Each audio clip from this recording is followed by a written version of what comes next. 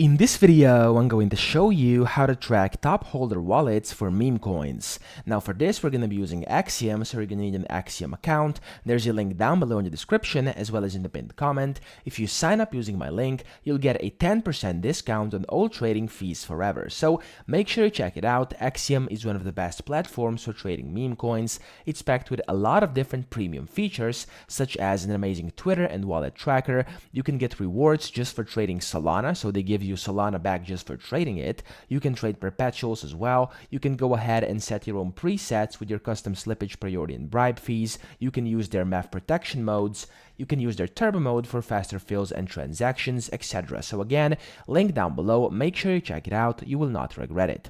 So to actually track the top holder wallets for meme coins, this is very simple if you're using Axiom. You want to go to the polls tab, or of course just find one of the meme coins you're trying to trade. So for this one, we're going to just use this one for an example, a random one over here.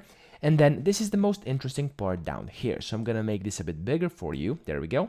Here you can see the trades, the positions, your orders, and then there's these two, holders and top traders. Now these two both hold the potential to actually give you the ability to see the top holder wallets. So over here, if I go to holders, you can basically go ahead and see their SOL balances over here, their average buy, their average sell, their P&L, how much they got remaining, and their funding as well.